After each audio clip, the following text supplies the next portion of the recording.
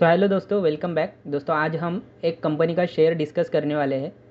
दोस्तों जैसे हमने देखा अक्टूबर से लेकर अभी तक निफ्टी में अच्छी गिरावट चल रही है और काफ़ी सारे शेयर डाउन ट्रेंड में हैं। बट ये शेयर अगर आप देखोगे तो ये शेयर पिछले 4 सालों का ब्रेकआउट दिया है। ये शेयर ने 4 सालों का ब्रेकआउट एंड फिर अभी ऑल टाइम हाई पे चल रहा है। रिसेंटली जो भी कुछ एक्टिविटीज़ हुई है, लाइक जो अभी टैरिफ का जो भी कुछ चल रहा है, तो ये कंपनी के बिजनेस पे आप देखोगे तो 0% का इम्पैक्ट है टैरिफ का।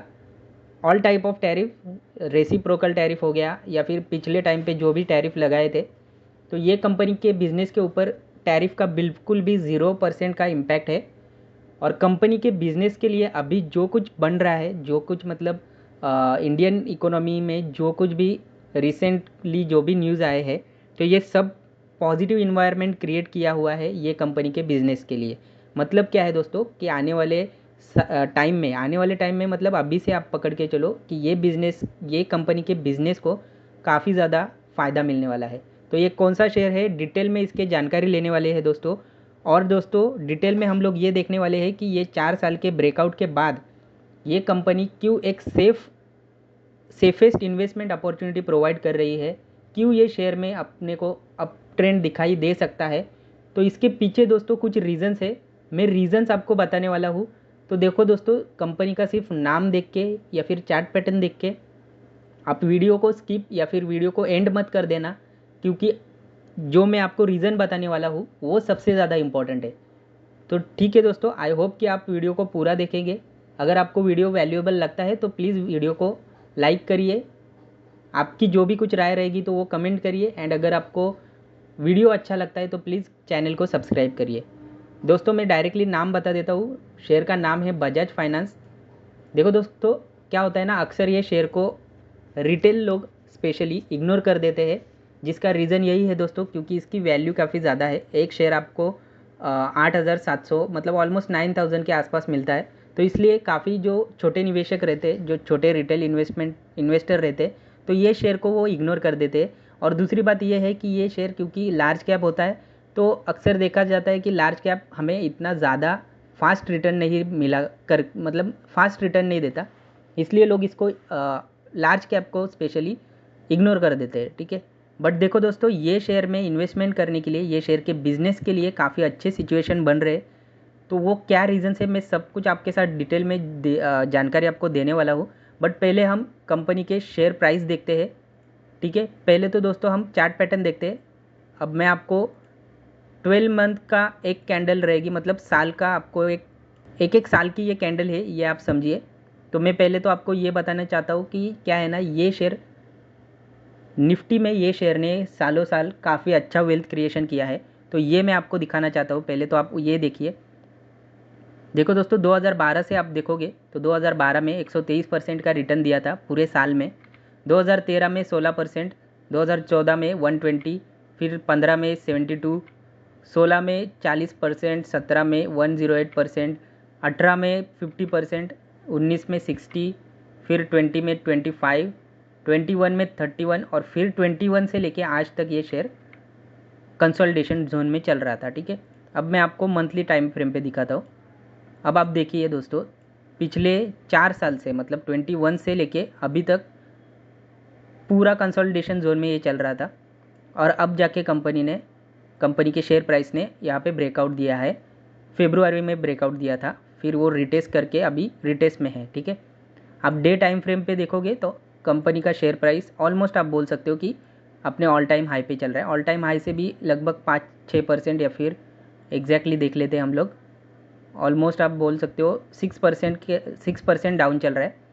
बट अभी देखो दोस्तों, फ्राइडे को जहाँ पे ओवरऑल मार्केट काफ़ी खतरनाक तरीके से गिरा है, बट ये आप पर्टिकुलर शेयर में देखो, इसमें पॉजिटिव न्यूज़ दिखाई दे रही है। 1.45% का इंक्रीज़ है। ठीक है, तो दोस्तों देखो, पहली बात मैं और एक आपको बताना चाहता हूँ कि मैं हमेशा से ये कहता आया हूँ कि जो चार्ट पैटर्न रहते हैं या फिर कोई इंडिकेटर रहता है, तो इनका मेरे हिसाब से कोई भी इम्पोर्टेंस नहीं रहता है, ओनली 10 या 20% इम्पोर्टेंस रहता है। मेन चीज़ मेरे पॉइंट ऑफ व्यू से मेन चीज़ यही है कि कंपनी का बिज़नेस क्या है, कंपनी बिज़नेस कैसी कर रही है, तो ये सबसे ज़्यादा इंपॉर्टेंट है। कंपनी बिजनेस अच्छा कर रही है तो वो शेयर का प्राइस ऊपर ही जाएगा। जैसे मैं हमेशा से कहता हूँ कि शेयर प्राइस ये एक रिफ्लेक्शन होता है कंपनी के परफॉर्मेंस का। अगर कंपनी अच्छा परफॉर्मेंस दिखाती है तो वो शेयर प्राइस अपने को आगे ही बढ़ता रहता है। सबसे इम्पोर्टेंट पॉइंट दोस्तों, अगर आप क्वार्टरली रिजल्ट्स देखोगे तो कंपनी के रिवेन्यू अगर आप चेक करोगे ना, तो रिवेन्यू में एक भी क्वार्टर में आपको ड्रॉप नहीं दिखेगा। एवरी क्वार्टर में रिवेन्यू अप ट्रेंड में ही है। सेम आप नेट प्रॉफिट देखोगे तो यहाँ पे भी आपको बिल्कुल भी ड्रॉप नहीं मिलेगा, ₹1 का भी ड्रॉप नहीं है, सीधा सीधा अप ट्रेंड है। और यही मैं आपको कहता हूँ कि इसलिए मैं आपको कहता हूँ दोस्तों कि शेयर प्राइस जो रहता है वो रिफ्लेक्शन रहता है कंपनी के फाइनेंशियल परफॉर्मेंस का। तो इसलिए मैं बोलता हूँ आपको कि कंपनी अगर ग्रोथ दिखा रही है सेल्स में, नेट प्रॉफिट में, तो इसका शेयर ऊपर ही जाने वाला है।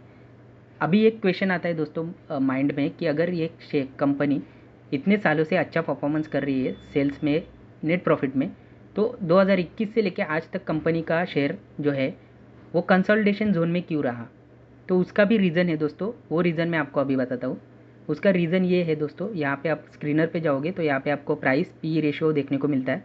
अगर आप पी रेशो पे क्लिक करोगे तो आपको दिखाई देगा कि जब 2020 में जब शेयर गिर चुका था तो उसका वैल्यूएशन था 21।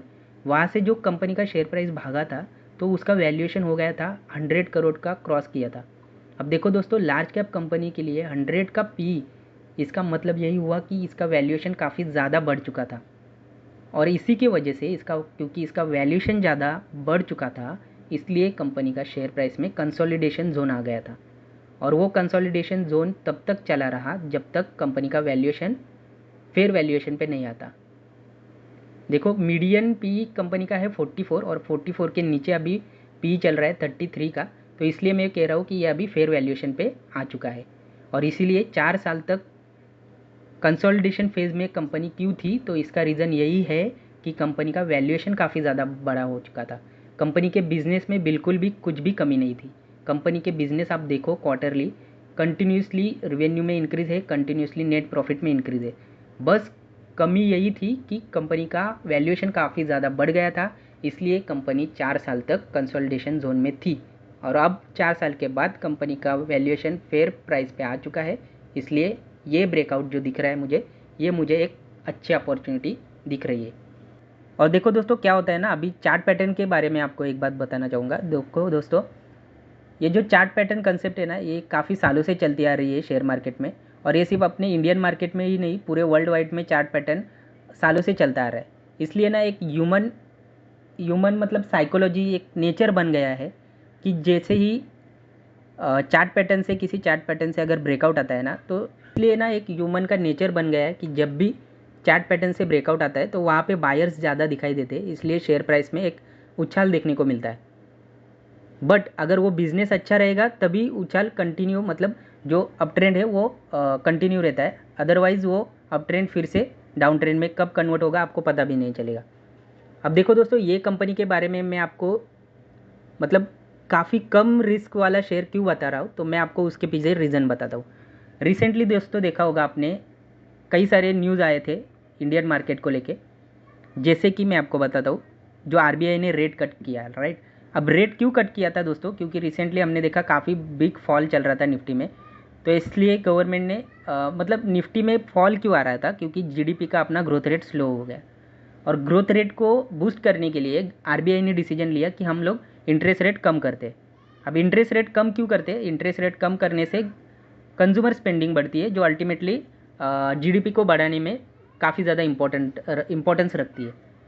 अब देखो, इंटरेस्ट रेट कम करने से क्या होता है ना, एनबीएफसी को उसका फ़ायदा होता है। क्यों फ़ायदा होता है? क्योंकि लोन सस्ते दाम में मिलते हैं, मतलब लोन का इंटरेस्ट कम होता है, तो लोन आसानी से लोग ले सकते, स्पेंडिंग लोग कर सकते हैं, राइट। तो अगर लोन सस्ते हो जाएंगे तो फिर, अब बजाज फाइनेंस का तो मेन बिजनेस वही है, एनबीएफसी है कंपनी, लोन का ही बिजनेस है, तो इसलिए बजाज फाइनेंस को इसका ज़्यादा से ज़्यादा फ़ायदा मिलने वाला है, ठीक है।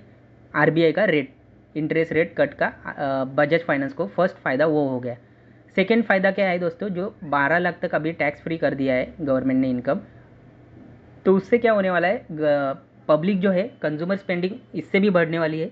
और कंज्यूमर स्पेंडिंग अगर बढ़ती है तो कंज्यूमर ऑब्वियसली लोन का भी फ़ायदा उठाती है, और लोन का फ़ायदा अगर उठाती है तो बजाज फाइनेंस के बिज़नेस को वो चीज़ अच्छे से इम्प्रूवमेंट, मतलब बजाज फाइनेंस के बिज़नेस को वो चीज़ फ़ायदा देने वाली है, राइट। तो ये दो चीज़ें हैं जो काफ़ी ज़्यादा इंपॉर्टेंट है बजाज फाइनेंस के लिए। अब दूसरी बात ये है दोस्तों, जो अभी जो टैरिफ का जो कुछ भी चल रहा है पूरे वर्ल्ड वाइड मार्केट में काफ़ी ज़्यादा फियर चल रहा है, राइट। बट ये एक ऐसा बिजनेस है NBFC बजाज फाइनेंस का जिसको टैरिफ का 0% इम्पैक्ट है। बजाज फाइनेंस के बिजनेस पे टैरिफ का, रेसिप्रोकल टैरिफ बोलो या फिर कोई भी टैरिफ बोलो, बजाज फाइनेंस के बिजनेस पे 0% इम्पैक्ट है टैरिफ का। तो ये बात आप एक बात समझ के चलो कि टैरिफ का बिल्कुल भी बजाज फाइनेंस के बिजनेस पे कुछ भी असर नहीं होने वाला। इसलिए ये सब रीज़न है जिसके चलते मुझे ऐसा लगता है कि ये बजाज फाइनेंस में जो 4 साल का अभी ब्रेकआउट आया है, तो इस साल बजाज फाइनेंस अच्छा परफॉर्मेंस दे सकता है। और एक दोस्तों न्यूज़ है, इंपॉर्टेंट न्यूज़ है, जो रिसेंटली आई थी, डेट है 20 जनवरी को आई थी, 20 जनवरी 2025 को। और ये न्यूज़ आने के बाद ही बजाज फाइनेंस में ब्रेकआउट देखने को मिला था, ठीक है। अब ये न्यूज़ क्या थी दोस्तों, बजाज फाइनेंस एंड एयरटेल ने पार्टनरशिप किया है। अब ये PDF काफ़ी ज़्यादा बड़ा है, दोस्तों बड़ा है, इसलिए मैंने आपको शॉर्ट फॉर्म में ये PDF का समरी बनाया है, आइए वो देख लेते। तो दोस्तों ये न्यूज़ ऐसी है कि Airtel and Bajaj finance partnership किया है। दोनों कंपनीज़ ने मिलकर एक डिजिटल फाइनेंशियल सर्विस प्लेटफॉर्म बनाने वाली है, right. Digital financial service platform मतलब आप समझिए कि बजाज फाइनेंस के बिजनेस को इसका फ़ायदा होने वाला है। दूसरी बात, एयरटेल थैंक्स ऐप, यहाँ पे बजाज फाइनेंस के retail financial products like gold loan, business loan, EMI card, personal loan, ये सब अवेलेबल होने वाले हैं एयरटेल थैंक्स ऐप पर। तो इससे भी बजाज फाइनेंस के बिजनेस को एक बूस्ट मिलने वाला है। वाइड रीच, एयरटेल के 370 मिलियन कस्टमर्स और बजाज फाइनेंस के 70,000 फील्ड एजेंट्स के थ्रू सर्विसेज को हर जगह पहुंचाने वाले हैं, ठीक है। फिर AI एंड डिजिटल इंक्लूजन होने वाला है। Bajaj finance AI based underwriting और एयरटेल की डिजिटल नेटवर्क स्ट्रेंथ का यूज़ करके ज़्यादा लोगों तक फाइनेंशियल सर्विसेज पहुंचाने वाले हैं। फ्यूचर एक्सपेंशन है, साल के एंड तक एयरटेल थैंक्स ऐप पर 10 फाइनेंशियल प्रोडक्ट ऑफर किए जाने वाले हैं। सिंपल वर्ड में यही है दोस्तों कि एयरटेल और बजाज फाइनेंस मिलकर लोगों के लिए लोन और EMI फाइनेंस को आसान बना रहे हैं, ताकि बिना बैंक विजिट किए डिजिटल तरीके से फाइनेंशियल सर्विसेज का एक्सेस मिले। तो इसलिए दोस्तों ये सारी न्यूज़ बजाज फाइनेंस के बिज़नेस को काफ़ी हद तक काफ़ी ज़्यादा सपोर्ट कर रही है। और जहाँ पे आज ऐसी सिचुएशन है कि टैरिफ की वजह से हर किसी के बिज़नेस को इम्पैक्ट पड़ रहा है, बट ये एक ऐसा बिज़नेस है बजाज फाइनेंस का जिसको 0% का इम्पैक्ट हो रहा है टैरिफ से। तो ये सारे रीज़न है दोस्तों जिसकी वजह से मैं आपको कह रहा हूँ कि ये आपके लिए 2025 में आपके लिए एक सेफेस्ट इन्वेस्टमेंट अपॉर्चुनिटी प्रोवाइड कर रहा है। और देखो दोस्तों एक और बात, लॉन्ग टर्म शेयर में मल्टी ईयर का ब्रेकआउट आना ये कोई नॉर्मल बात नहीं होती, ये काफ़ी अपने आप में बड़ी चीज़ है, ठीक है। तो ये एक बात आप कंसिडर करिए। अगेन दोस्तों कहना चाहूँगा मैं आपको कि ये कोई इन्वेस्टमेंट टिप नहीं है, ये सिर्फ एजुकेशनल पर्पज़ के लिए मैंने वीडियो बनाया है। अगर आपको कुछ भी डिसीजन लेना हो तो आप खुद की स्टडी करिए एंड खुद की रिस्पॉन्सिबिलिटी के साथ जो भी डिसीजन लेना है वो लीजिए। अगेन दोस्तों अगर आपको वीडियो वैल्यूएबल लगता है तो please like, share and subscribe करना प्लीज़ मत भूलिए, ताकि आने वाले समय में आपके लिए ऐसे ही इम्पोर्टेंट वीडियो बनाता रहूँ। एंड दोस्तों आपका हेल्प काफ़ी ज़्यादा इम्पोर्टेंट है, क्योंकि दोस्तों अपना चैनल जो है ये काफ़ी नया चैनल है, ठीक है। तो अगर चैनल को बड़ा करना है तो विदाउट आपका हेल्प कुछ भी पॉसिबल नहीं है। तो आई रिक्वेस्ट यू कि प्लीज़ सब्सक्राइब करिए, सब्सक्राइब किए बिना बिल्कुल भी मत जाइए। तो बस दोस्तों आज के लिए इतना ही था, मिलते हैं अगले वीडियो में, तब तक के लिए goodbye and happy investing.